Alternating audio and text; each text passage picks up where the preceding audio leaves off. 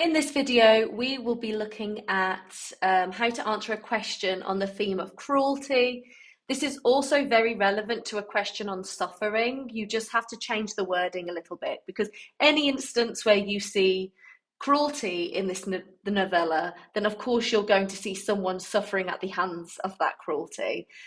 So I won't be making a separate video on that because I'll be repeating myself basically. As I always mention, what I'm really focusing on in this video is the mark scheme for the IGCSE English Literature exam for Edexcel, but I'm sure this is very relevant to other courses that are covering of mice and men. We go into great detail, but I speak a lot about context because for that exam that I just mentioned, 50% of the mark is awarded for your contextual knowledge. So anything that's highlighted in blue is in relation to context. Anything highlighted in yellow is really showing your understanding and knowledge of the text. That's the other 50% of the mark scheme. So let's get going. So if you have a question on this, I should mention there are so many different ways to talk about cruelty. I mean, the novella is rife with cruelty. It's a pretty bleak plot in that sense. So everything that I've chosen, there are just as many choices that are different to what I've chosen, but I've just thought about what I think would be of most use to talk about in reference to this theme.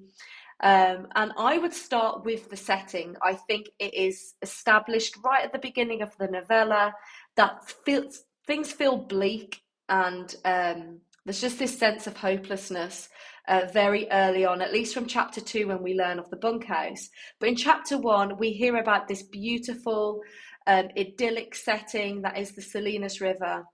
The water is warm, the yellow sands in the sunlight, the golden foothill slopes, willows fresh and green. It just seems perfect, right? Lots of people kind of reference the Garden of Eden. So we've got this imagery of warmth and lusciousness that create this idyllic backdrop. And what I would say there, you might be thinking, how does this have anything to do with cruelty? Well, I think it's important that Steinbeck opens up with this just beautiful scene, because what it does is it really sharply contrasts to when we are finally introduced to the bunkhouse where the ranch workers will reside. And of course, not just the bunkhouse, life in general is pretty bleak for these workers. So it's just this real sharp contrast and just serves to kind of accentuate how depressing life is at this time. And we'll talk about why it's so depressing in a moment. It is set in a place called Soledad. That in Spanish means lonely.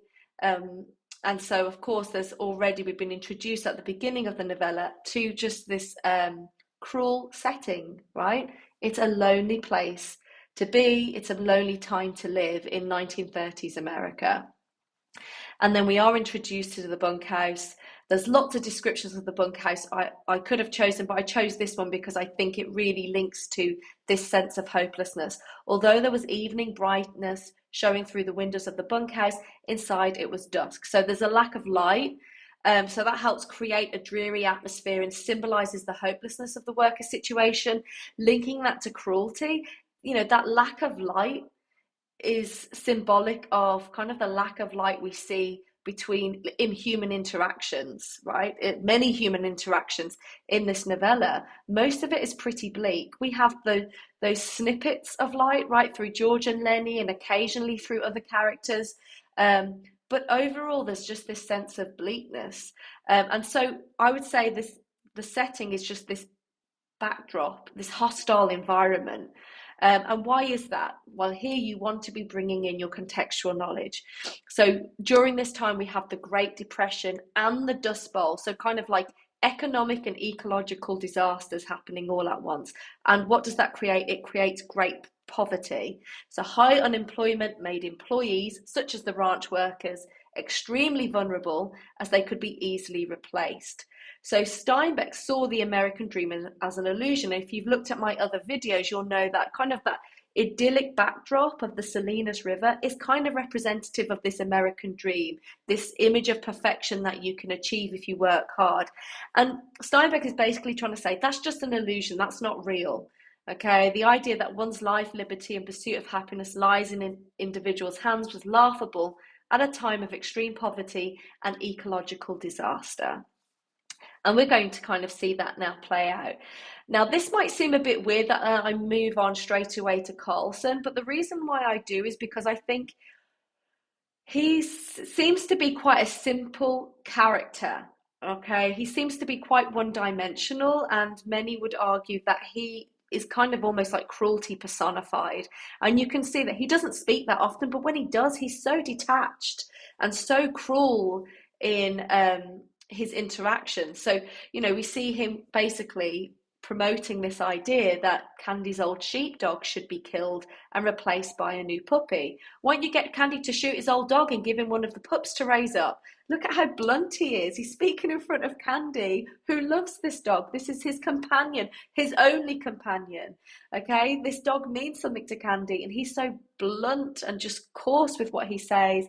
So Carlson is presented as dismissive and heartless, incapable of understanding the emotional attachment Candy has with his dog.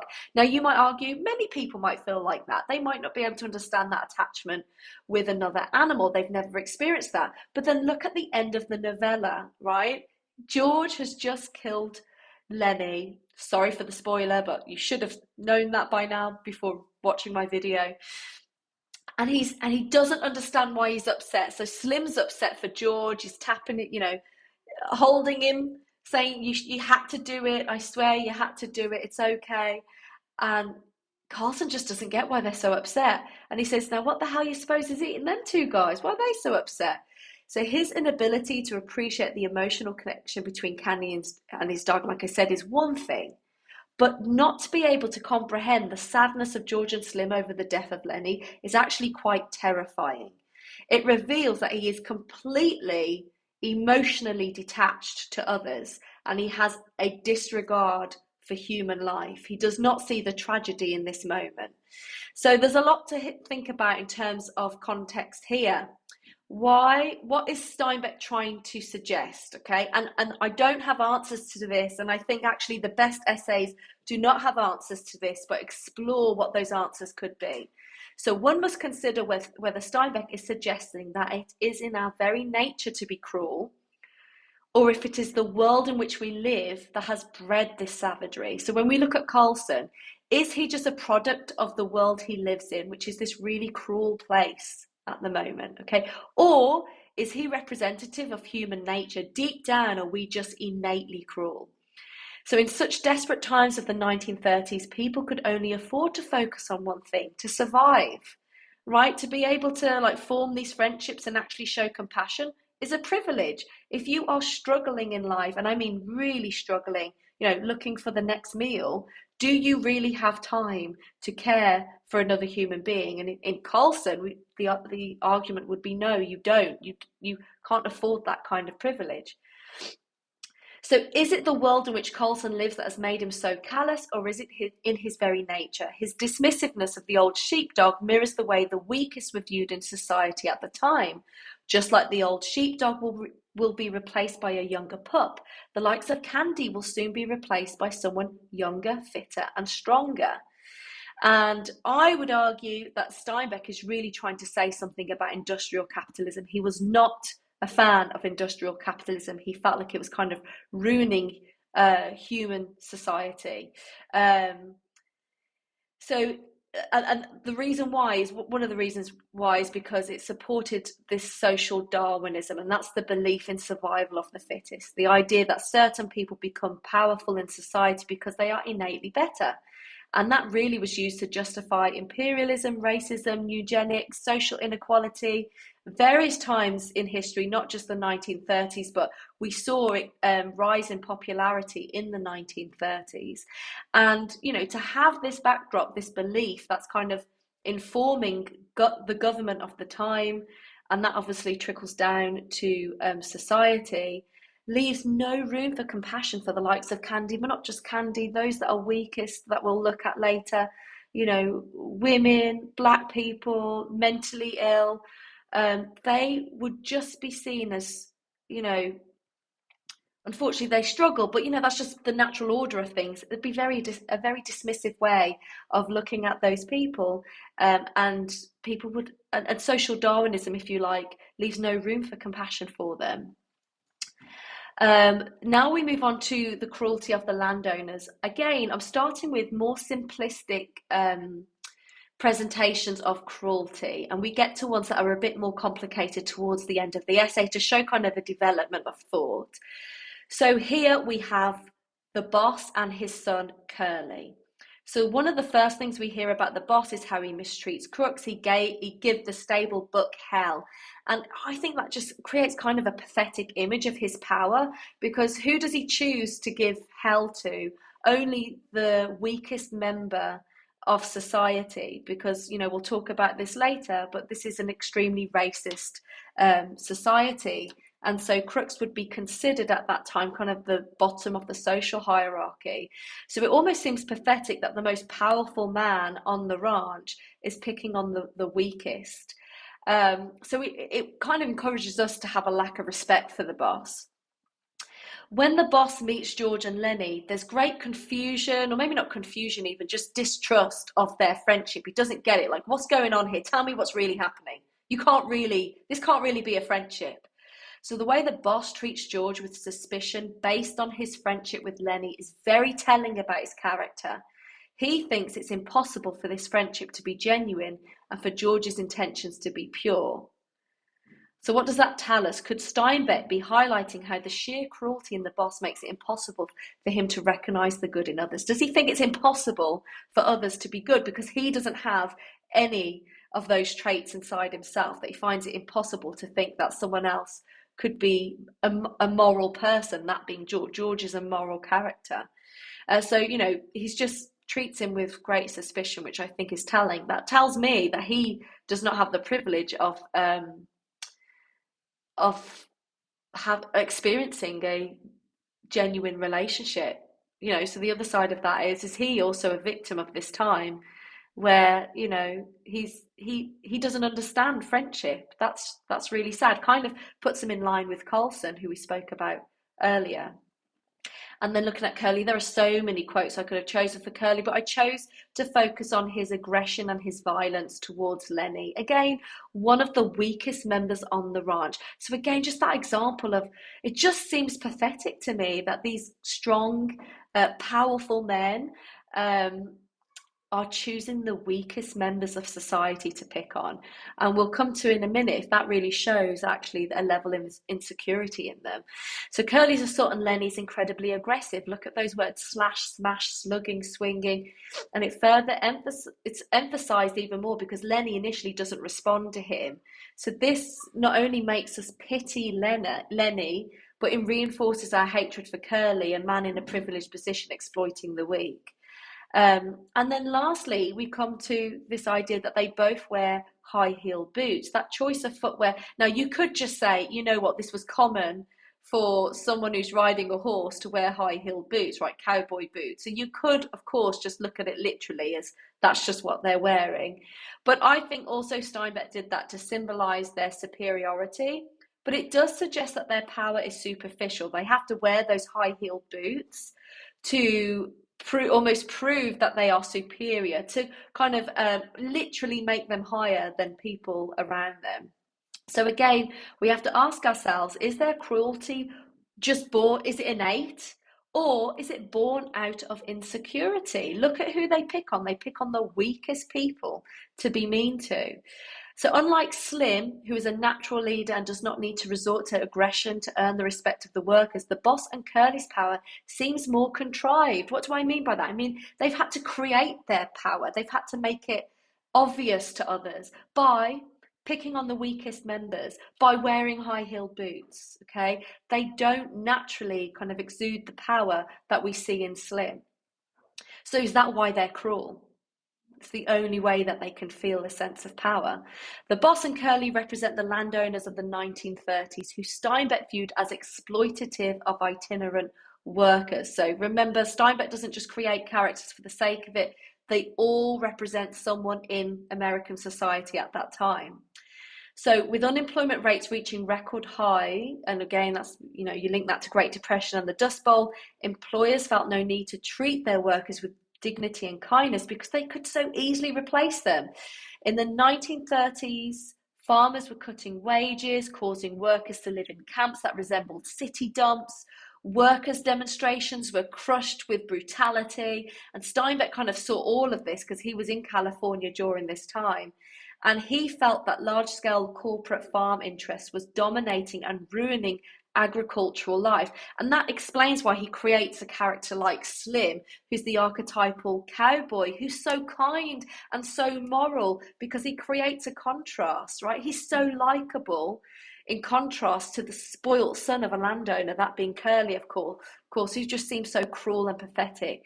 So I think really the greater message here that Steinbeck is saying is that capitalism placed power into the wrong hands, which disturbed the natural order of things, placed power into people who weren't supposed to have power. And what do? They exploit that power, and all it does is create this kind of cruel society.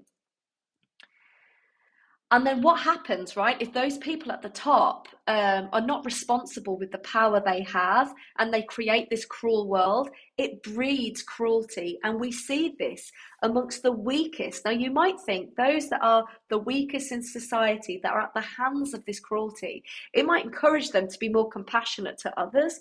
But actually, Steinbeck argues differently. He believes that cruelty is born from weakness, and if anything, all it's done is it's bred more cruelty in society. So we can see this in the way Curly's wife treats Crooks. She threatens him. She threatens that she'll get him lynched. I could get you strung up on a tree so easy, it ain't even funny. Okay, so here she is threatening him with lynching. So what that highlights, one, it tells us how weak Crooks is, because Curly's wife is a weak character, and even she can threaten Crooks and make him feel small, even smaller than he already does. So Crooks, being a black man, is at the bottom of the social hierarchy. Remember that. The lynching of black people, though it was becoming less frequent, it still took place in 1930s America. So this is a real threat, and he knows it's a real threat because it causes Crooks to retreat and become smaller and smaller in this moment, and he gives up on that dream. Okay, that was cruel of Curly's wife, but we'll come to why we think that might have happened. Why did she do that? When Curly's wife dies, look at how Candy treats her. He's shouting at her dead body, "You goddamn tramp, you done it, didn't you?" Okay, he's blaming her for the fact that the ranch, his dream of the ranch, will not come into fruition now. So his callous response to her murder reveals a normalization of violence to women, first of all. Okay, consider how Lenny's death is presented in the story as the tragedy, not necessarily Curly's wife's death. So again, we have this desensitization towards violence towards women. So what does this tell us? It tells us a lot of things. Candy's emotionless reaction tells us that violence against women is normalized. His anger is unfounded. It's not her fault, but you might argue it's representative of the patriarchal world in which he lives, where there's this fixation of dominating women and using them as a scapegoat.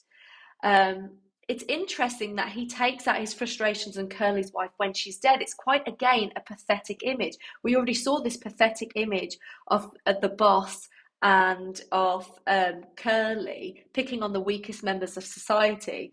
We see this even more pathetic is Candy standing over a dead body and blaming them for his problems. Okay, it's like he's run out of people to blame. But what it does is it serves to highlight how powerless he is as an elderly and disabled man. So why is he so powerless? Well, he's elderly. That means he was particularly hard hit, right, during the Great Depression. The elderly lost their life savings, and then of course they've got nowhere to go. No one wants to recruit them. We've got all these young bodies ready for work. Why am I going to choose an old man? And also there's no elderly relief before 1935, and none anyway provided for those that offered farm work. So he's got no government relief. Once he loses this job, he's on the streets. So, it's not to say that it's nice for him to have said these things to Curly's wife, but we can understand where these frustrations are coming from. He's facing homelessness. He's facing absolute ruin. And also he's disabled, don't forget. The overall unemployment rate for disabled people was of upwards to 80%. So they were hit even harder. So this is a very, very vulnerable man. And so you might argue his cruelty has been born out of this vulnerability and his fear for his future. And he's just so frustrated that this dream of the ranch isn't going to happen. He just blames it on Curly's wife. And we even see cruelty, a moment of cruelty from Crooks, who is tormenting Lenny, right? He basically tries to convince Lenny that George isn't coming back to him, that he's going to leave him, right? And he sees Lenny getting worked up and getting upset, and his face is lighted with pleasure in his torture. So Crooks identifies here an opportunity to psychologically torture or torment Lenny. So being the intellectual superior in this moment gives Crooks one of the few moments he can wield power over someone else. So remember, you know, he is, like we've already said, he would have been deemed the bottom of the social hierarchy being black. He gets very little opportunity to feel powerful in his life. And so he sees this moment and he takes it. Let's think about how African Americans were hit the hardest, okay, by the economic crisis. 50% of Black Americans were unemployed in 1932. In some states, they called for Black people to be fired and for their jobs to be given to white people. And even in some cases, Black people were given less aid or even refused help from soup kitchens. So as difficult as we think a white person had it in the 1930s, a Black person had it even harder. So again, we just see this complete oppression from Crooks and this just small moment that he can have some power and he takes it. So here Steinbeck is warning the reader of the self-perpetuating nature of hatred. In other words, hatred creates hatred. A cruel world only breeds further cruelty. Crooks, Candy and Curly's wife represent some of the most oppressed people in 1930s America. With very little power in their everyday lives, they leap at the opportunity to feel just a snippet of the power that others enjoy, even at the price of causing pain in others. And then finally, I think this, you know, we are becoming much more complex thinking about, you know, where cruelty has been bred from. But, you know, I think it'd be great to end your essay on thinking about, is it even possible to do good in this world, considering what people are going through with the backdrop of the Great Depression, the Dust Bowl, the high unemployment, the industrial capitalist system in which they live, okay? And I think two great characters to focus on in that instance is Slim and George, because in this novella, they are considered moral characters. They are seen as good characters. They are used to contrast to others who are more cruel, like Carlson, the boss, and Curly. But they, even in moments, are cruel. As we look at Slim, right, when he's talking about the pups, he drowned 4 of them right off, and he just says it openly, right? I had to drown them, right, to give the other puppies a chance to live. So what we see here, like if you look at that action on its own, it seems cruel, but you have to think about the context in which these puppies live. He knows they can't all survive. So he believes the kindest thing to do, or maybe the less cruel thing to do, is to drown 4 of them to give the others a chance. So here what we see is that Slim is incredibly pragmatic, and he doesn't get drawn into sentimentality. And you might argue in this world, it's a death sentence to be sentimental. You've got to be pragmatic to survive.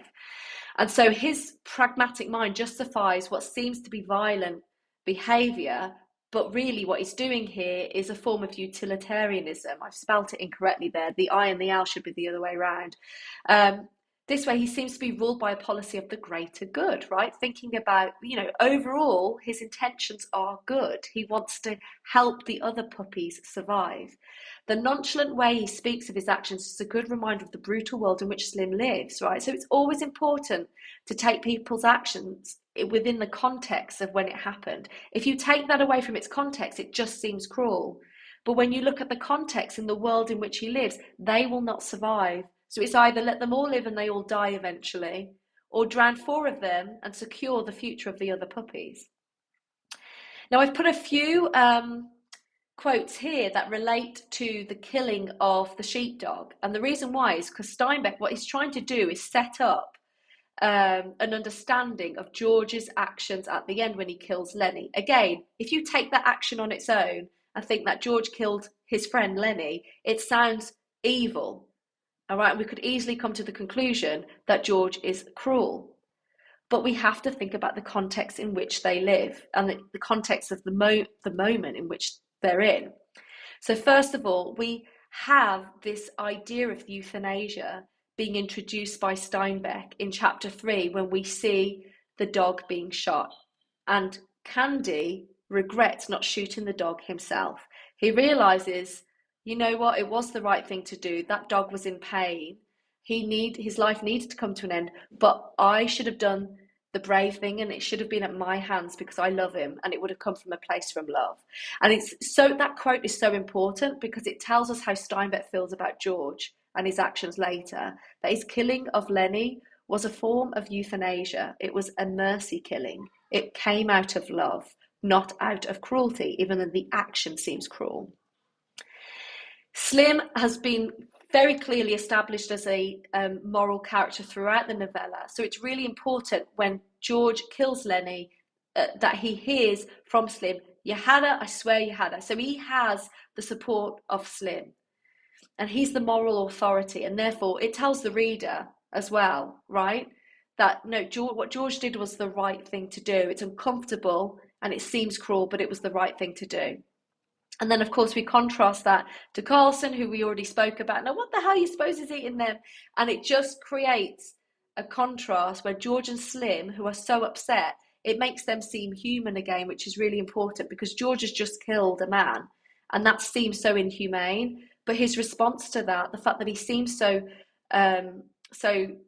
sad about it, in contrast to the nonchalance of Carlson, helps George again seem good. So what we have to do here is think about the complexity of morality, and that's what Steinbeck is trying to introduce to us. And George's character is used to help us explore that idea because he's faced with moral dilemmas. These are his dilemmas. By taking care of Lenny, he saves him from being admitted to a mental asylum where he would receive brutal treatment. However, by not putting Lenny in an institution, he puts people's lives at risk. And eventually, you know, Curly's wife dies at the hands of Lenny.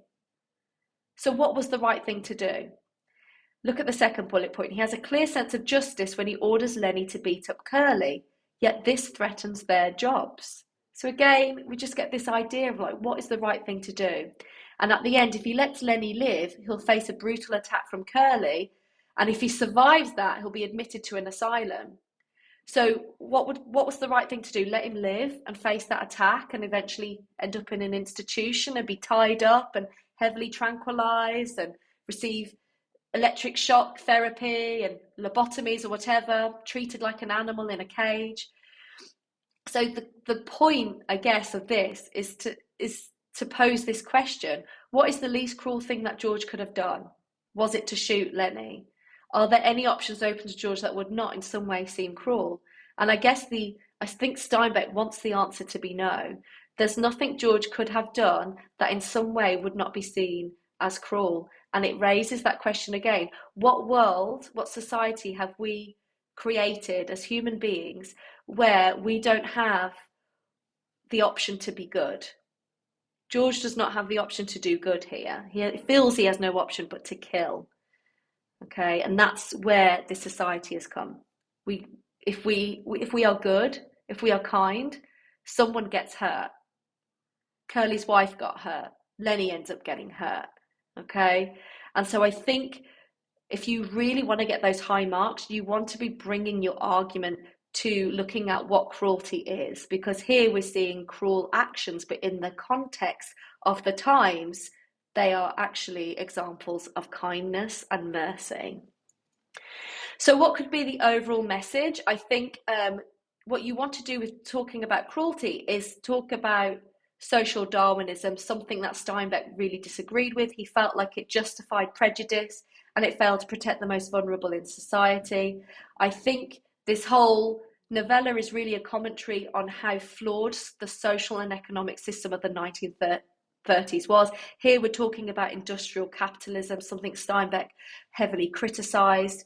And the argument is it impossible to succeed, and maybe not even to succeed, but to survive and to be or to do good? Steinbeck would argue we've created a world where it's impossible to be good and to survive. And or taken away from the society we've created, is this an exploration of human nature? Does it matter what society we create? Humans seek to destroy each other. Strength is born out of weakness. It's just what we innately are. We can't help ourselves, okay? But, you know, to get those high marks, you really want to be digging deep. Don't just look at, here's an example of a cruel action. This is what it shows about that character. Try and bring it to those bigger messages that Steinbeck was trying to highlight about social Darwinism, about industrial capitalism, but also about human nature. Please feel free to share your opinions. I love reading the different interpretations in the comments section, and I know other students find that really useful as well. And of course, if you've got any questions, please feel free to email me at mrsrumsey@mrsrumsey.com.